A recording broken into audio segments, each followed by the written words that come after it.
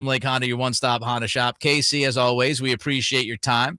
Don't forget that Casey will be running the blog at The Athletic during Thursday Night Football tonight. Let's start at YouTube. Tony Dogs has a question for you, Casey. And he says this is a serious question. Brock Purdy or Tom Brady?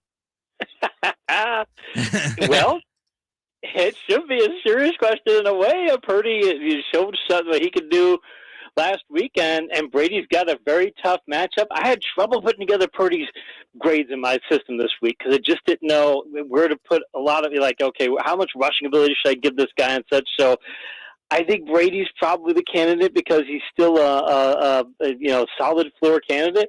But if I was in a type of league and I might have had to play for outside, I can make a case for Purdy. I'd still probably start Brady. I can make a case. If you have Debo or Kittle or McCaffrey, any of these big offensive weapons on the 49ers, how much does Brock Purdy being the quarterback change the outlook for those guys? I did lower part of the factors that go into my player grades every week is quarterback quality, and so I did lower it down there. With Kittle, the tight end position is so bad. He's still, even though he's been done terrible of late, he's still 10th on the board. So he's still a viable TE1. Debo, I'm probably putting because he's got some, maybe has some rushing ability and such. Got a tough matchup. I've got him right around the border of wide receiver 2, wide receiver 3, and McCaffrey. McCaffrey's number 1 on my board this week. I think they're going to funnel things through him. Got a text here. Jamal Williams or DeAndre Swift? It probably depends if you're in a PPR league because the Lions last week finally got Williams and Swift. With Swift healthy, they could finally run the offense they want to run, which is give a lot of carries to Swift between the 20s, but still give some to Williams. Give Williams mostly the goal line carries and let Swift be the pass catcher back. So in a PPR, if there's a half full PPR, I would go Swift. If it's in a non-PPR, I'm going Williams. Casey Joyner is with us here from the footballscientist.com site that he runs, also The Athletic. He'll be running the Thursday Night Football blog tonight for The Athletic. Don't forget to check out, again, footballscientist.com. Cattles and Ramie here on a Thursday. Back to YouTube, Casey. Deshaun Watson versus the Bengals after last week. Tim E. is wondering, what should we expect from Watson? He was another player who was really tough to grade this week. I did significantly lower his grades.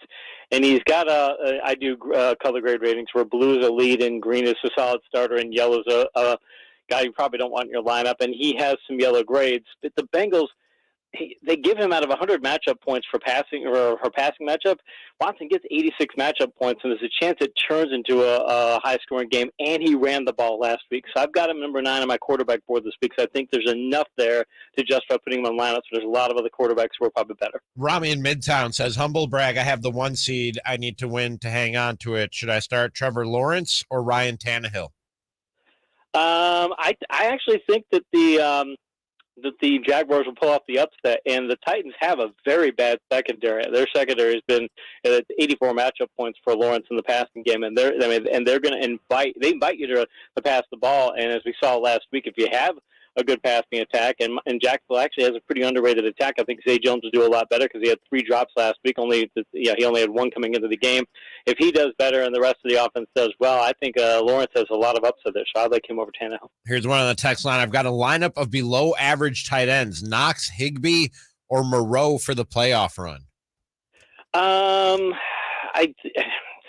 Knox has done terrible, and I think he's going to have a bad game this week, so I don't like him this week. I probably like Moreau the most out of that, but that's something I guess that depends on when we go with Hunter Renfrow coming back. I probably like Moreau right now, but that could be a week-to-week thing. If I would suggest, if you can keep 2 of them on your roster, I would suggest keeping 2 and playing according to matchup because I don't think any one of those 3 is going to be head and shoulders over the rest of the season. Yeah, tight end stinks. Casey Joyner is with us. He's on the Folsom Lake Honda hotline. Folsom Lake Honda, your one-stop Honda shop. Casey, back to the text line. Lamar Jackson, if he was dropped in your league, is he worth stashing just in case he's ready to go week 16 or 17? Yeah, absolutely, because he has a PCL injury, and what they're saying, at least all the injury experts, quote unquote, are saying is that's a 1 to 3 week injury. And you read Harbaugh's statements, and Harbaugh's like, he probably won't go this week. He's got a better chance to go next week, and that sounds like, okay, so maybe he's out for a week or 2. On my charts, I only projected him to be out for 2 weeks, which kind of split the difference. So looking at that going, all right, if he's going to only be out for a couple of weeks and could come back and be reasonably healthy for the semifinal and final rounds in a playoff league or in a fantasy league, yeah, I definitely want him on my roster if I could. Najee Harris or Jerick McKinnon? I don't think McKinnon's going to quite get enough touches, and Harris is still getting plenty of volume there. He's a 10 to 15 point player, but he has that.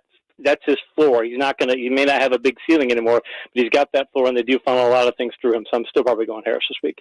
KC Joyner with us. KC, got a question for you about just philosophy come playoff time for some of the owners out there. Do you usually roll with what got you there, or are you not married to anybody and it should be matchups specific? When it comes to the regular season, in most seasons, I adjusted it a bit this year, but in most seasons I say, okay, weeks 1 through 14, you're going to play, you want to play percentage players because over the course of 14 weeks, the percentages will play out, and you're trying to win the percentage of games. When it comes to playoffs, I'm swinging for the fences. I'm going for I mentioned those blue-rated players. If you got a blue-rated player, you've got a green-rated upside player, you got people who can give you big points, you've got to do that because you're facing teams. You're automatically going to be facing teams that are probably going to be high-scoring teams. So you kind of have to shoot for the moon in there. So, yeah, if I've got a tie-breaking option between two players, I'm not playing it safe once the playoffs roll around. Noah from West Sac texts in, Mike Williams or Gabe Davis or Zay Jones? I would probably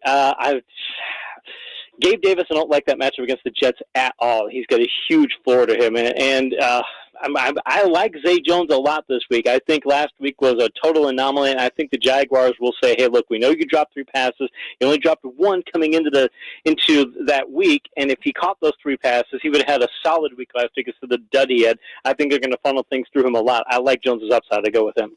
Last one for you this week, Casey. Another text. What about Jeff Wilson after that debacle last week? Keep him or drop him?